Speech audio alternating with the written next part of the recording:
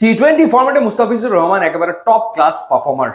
পাওয়ার প্লেতে early wicket তুলে নেওয়া কিংবা মিডল ওভারগুলোতে ব্রেক থ্রু এনে দেওয়া কিংবা ডেথ ওভারে গিয়ে রান কম দেওয়া, একের পর এক ডট বল করে যাওয়া, ক্লোজ ম্যাচ জিতিয়ে আনা মুস্তাফিজ পারদর্শী সবটাতেই। আর সে কারণেই আসলে ফ্র্যাঞ্চাইজি ক্রিকেটে মুস্তাফিজের চাহিদা ব্যাপক। সবশেষে আমরা দেখেছিলাম যে আইপিএল চলাকালে মাঝপথে তাকে ডেকে নিয়েছিল দিল্লি ক্যাপিটালস, যখন ম্যাকগার্ক অস্ট্রেলিয়াতে ফিরে যান এবং না আসার সিদ্ধান্ত নেন।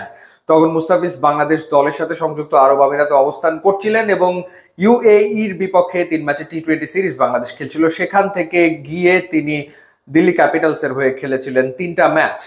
তো দিল্লি ক্যাপিটালসের মালিকেরই আর এক ভেঞ্চার হচ্ছে এই দুবাই ক্যাপিটালস, যারা আবার এই ইন্টারন্যাশনাল টি-20 লিগের সবশেষ আসরের চ্যাম্পিয়ন। তো সেই দলভুক্ত করেছে মুস্তাফিজুর রহমানকে।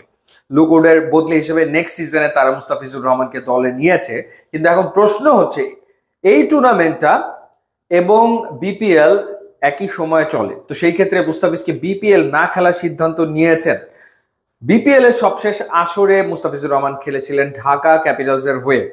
তো সেই ক্ষেত্রে নিশ্চিতভাবে নেক্সট সিজনেও ঢাকা ক্যাপিটালস মুস্তাফিজকে দলে রাখতে চাইতেই পারে, বা যে কোনো দল আসলে মুস্তাফিজকে তো পিক করে নেবে। কিন্তু মুস্তাফিজ যদি আনঅ্যাভেলেবল হয়ে যান ওই সময়টাতে, যদি তিনি জানিয়ে দেন যে তিনি আসলে খেলবেন এই ইন্টারন্যাশনাল টি-20 লিগে, তাহলে আসলে তাকে তো আর বিপিএল এ দেখা যাচ্ছে না। এখানে অবশ্য বিসিবির এনওসির একটা ব্যাপার ডেফিনেটলি রয়েছে। সুতরাং যে কোনো ফ্র্যাঞ্চাইজি টুর্নামেন্টে বাংলাদেশের কোনো ক্রিকেটার যদি পার্টিসিপেট করতে চায় তাহলে তাকে এনওসি নিতে হবে। তো সেই ক্ষেত্রে নিশ্চয়ই যদি একই সময় দুটো টুর্নামেন্ট হয় তাহলে তো বিসিবি মুস্তাফিজকে কোনোভাবেই ছাড়বে না, কারণ মুস্তাফিজ ডেফিনেটলি বাংলাদেশের ক্রিকেটের একটা বড় ব্র্যান্ড। তো সেই ব্র্যান্ড নিজের দেশের বিপিএল বাদ দিয়ে চলে যাবে আসলে ইন্টারন্যাশনাল টি-20 লিগ খেলতে দুবাইয়ে, সেটা নিশ্চয়ই আমার মনে হয় বিসিবির কর্তারা এটা অ্যালাউ করবে না এবং তাকে এনওসি না দেওয়ার সম্ভাবনাই বেশি। তো তখন যে ঘটনাটা ঘটবে, দেখা যাবে যে আসলে কোন ম্যাচে মুস্তাফিজ অ্যাভেলেবেল হতে পারে, বা দেখা গেল যে কোনো একটা টুর্নামেন্ট হয়তো একটু আগে শুরু হলো বা একটু পরে শেষ হবে। তো বিপিএল এর সাথে ওই টুর্নামেন্টের টাইমটা দেখার পর তারপরে মুস্তাফিজের অ্যাভেলেবিলিটি অনুযায়ী তিনি আসলে খেলতে পারবেন দুবাই ক্যাপিটালসের হয়ে। আদারওয়াইজ বিসিবি তাকে তো এনওসি দেবে বলে কোনোভাবেই মনে হয় না। তো দেখা যাক কি সিদ্ধান্ত আসলে হয়।